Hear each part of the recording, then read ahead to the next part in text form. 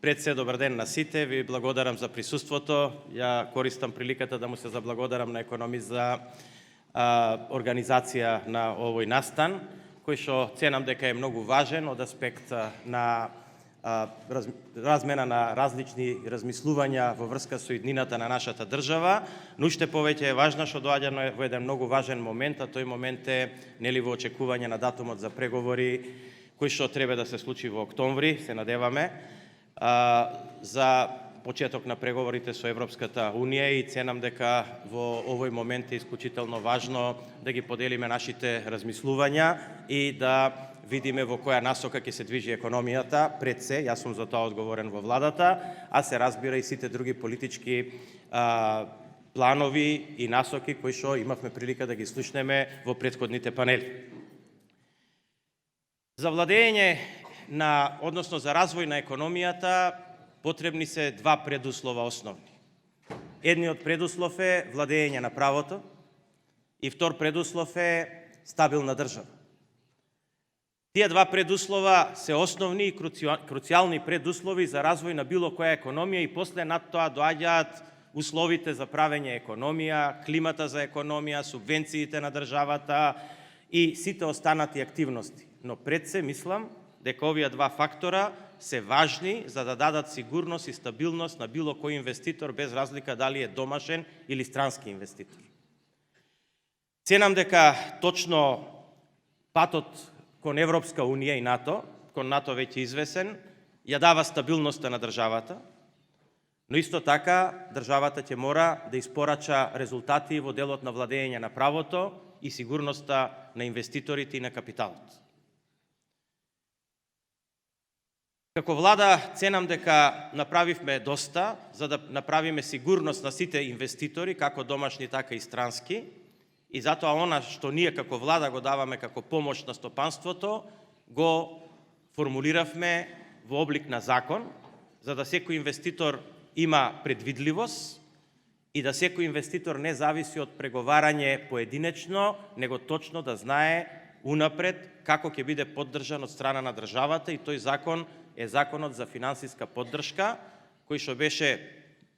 во парламентот, значи, усвоен минатата година, и минатата година за прв пат компаниите, сите, значи, странски инвеститори, но исто така и над 270 домашни компании добија финансиска поддршка од државата за нивни развој. Ќе почнам прво од клучните бројки во економијата, кои што и премиерот ги спомна во своето излагање денеска, а тие клучни бројки се следните. Бруто домашниот производ, почнувајќи од минус 1,8% во вториот квартал 2017 година, веќе преку 6-7 квартали, во вториот квартал оваа година и првиот имаше 4,1, односно 3,1% раст, и има континуиран пораст, што значи дека во таа смисла гледаме дека има позитивни резултати, но што е многу важно, тие резултати се постигнати без задолжување на државата, бидејќи вие можете да креирате долг на државата и при тоа да направите проекти кои што ќе дадат поголем импакт врз растот на бруто домашниот производ, ама прашање е дали тие проекти се на долг рок одржливи и дали тие проекти можат да ги вратат парите. Ние имавме едно такво сценарио во нашата држава, на кое што јас не би се навраќал, и мислам дека ние во 2,5 години успеавме да одржиме стабилен долг на државата од некаде околу 50% во споредба со бруто домашниот производ, а да при тоа обезбедиме сигурен раст. Што тоа кажува? Тоа кажува дека растот не е генериран од вештачки државни проекти, него растот е генериран од реалната економија, и тоа е тоа што мене ме радува и на што јас лично полагам сметка и ценам дека во иднина е одржлив раст и развој. Радува податокот и дека невработеноста се намалува. Таа почнувајќи од 21,7% падна на 17,5%, значи нешто околу 5% поени, или 54.000 луѓе беа запослени во последните 2 години. Исто така важен е и податокот на порастот на платите. Значи, платите во нето износ во рамките на 2 години пораснаа ефективни 10%, и тоа повторно ќе кажам, не е диктирано од државата, тоа е диктирано од реалниот пазар. И ова е добар податок, заради тоа што врз база на овој податок или единствено на овој начин, но не само тоа, него и дополнително се потребни и други активности да се задржат младите луѓе во нашата држава, бидејќи тоа ќе биде предизвик заедно со образованието во следниот период, ќе кажам неколку збора покасно за ова, бидејќи вие можете да правите економија со фабрики, со машини, со хали, ама не можете да правите економија без луѓе, поготово не можете да правите економија без млади луѓе кои што се добро образувани и кои што имаат образование такво какво што е потребно за економијата. Правена е грешка во нашата држава долги години, каде што се генерирани кадри кои што се неупотребливи во економијата, и тоа точно ги покажува анализите кои што се направени со помош на USAID, за што јас ја користам приликата да им се заблагодарам. И тие анализи покажуваат дека да, ние имаме еден број на незапослени луѓе во нашата држава, тоа се тие 17,5%, меѓутоа тие немаат соодветно образование за економијата, која што уствари бара друг тип на кадар, и во исто време во моментов економијата има потреба од 18-19 илјади работни места, но кога ќе видите што тие бараат, ќе видите дека бараат сосема друг профил на кадар од тоа што е расположиво на пазарот. Тоа значи дека мораме рапидно да го смениме образовниот процес и тој ќе биде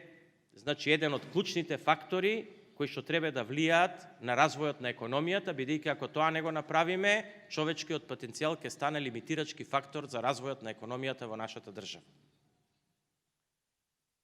Околу бројките можеме да кажеме и околу странските директни инвестиции. Тие во минатата година 2018 достигнаа рекордно ниво од над 700 милиони долари,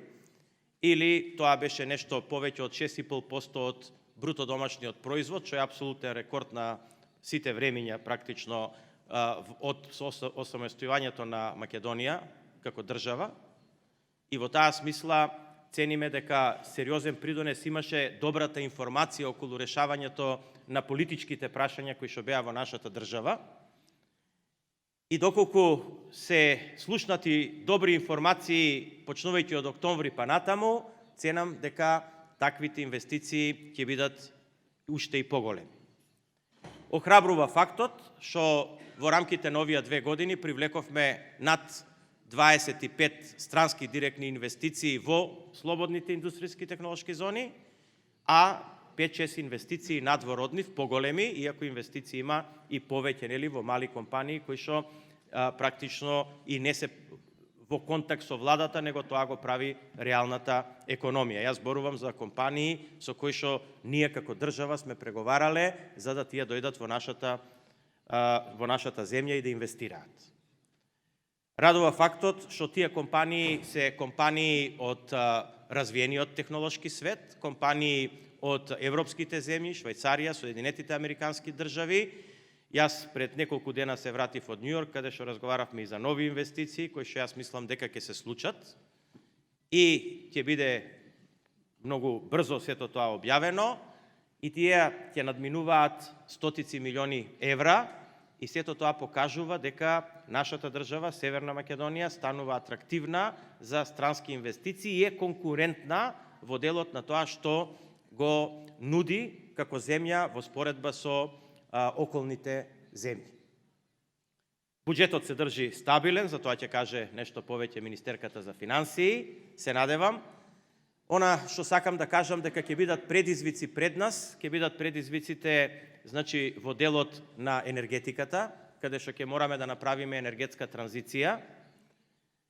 и каде што ќе мораме од загадувачките технологии за производство на електрична енергија да преминеме кон обновливи извори, и тука направивме сериозен исчекор. Имавме еден успешен тендер кој што треба да дозаврши, но веќе во оваа фаза е успешен за поголема инсталирана снага на фотоволтаици. Ако земеме дека во претходните години се вкупно инсталирани 16 мегавата, што е занемарливо, само во првиот тендер имаме 35 мегавата на државно земјиште и 27 мегавата следни на приватно земјиште, значи 62 мегавата, но тој процес ќе го повториме неколку кратно. како и планот, на кој што веќе работиме со ЕБРД, за пренамена на термоелектраната Осломеј, на делот од стариот рудник, кој што треба и онака да се реставрира како земјиште, да се изгради фотоволтаик од 100 мегавата, односно 2 единици од по 50 мегавата, кои што ќе се приклучат на постојната трафостаница, и мислам дека тоа ќе биде првиот убав проект во регионот, не само во нашата држава, за енергетска транзиција од производство на електрична енергија на јаглен на фотоволтаици. Во моментов сме во фаза на доделување на неколку концесии за ветерни електрани, бидејќи студијата за стабилност на МЕПСО покажува дека може да се имплементираат до 180 мегавати ветерни електрани во нашата држава, и ние ќе гледаме тие концесии да ги доделиме и тоа да се случи што е можно побрзо. Круцијален проект е проектот за гасоводот према Грција, бидејќи со тоа ќе обезбедиме алтернатива за гасното снабдување во нашата држава и поврзување со ЛНГ терминалите во регионот, односно во грчките пристаништа и на ТАП проектот. Јас само накратко кажав некои податоци од делот на економијата. Само ќе завршам со тоа дека очекувам 2019 година економските параметри да бидат најдобри во последните 15 години во нашата држава. Очекувам третиот и четвртиот квартал оваа година да го задржат растот на бруто домашниот производ. Податоците се охрабрувачки. Само во август имаме раст од 9,8% на индустријското производство 19 година во споредба со истиот месец 18 или кумулативно од јануар до август тој расте 5,5%. Можам да зборувам уште за многу бројки, но ќе кажам и неколку проблеми, а тие проблеми веќе ги спомнав се во делот, значи мораме да го смениме образовниот систем, мораме да го направиме таков како што е потребен на нашата економија и ќе обезбеди раст на таа економија, и мораме да нашата држава ја направиме атрактивна за младите луѓе, да тие не заминуваат, и точно затоа ни требат атрактивни инвестиции како домашни, така и странски, каде што платите и работните услови ќе бидат на значително повисоко ниво и со самото тоа да луѓето останат во државата. Доколку успееме да направиме добар образовен систем, добар здравствен систем и пристојни плати, не еднакви со платите во Европска Унија, но да тие бидат бар приближни до тие што се во земјите во опкружувањето, ценам дека ќе го постигнеме нашиот таргет и дека ќе обезбедиме одржлива економска иднина на нашата држава. Ви благодарам на сите за вниманието.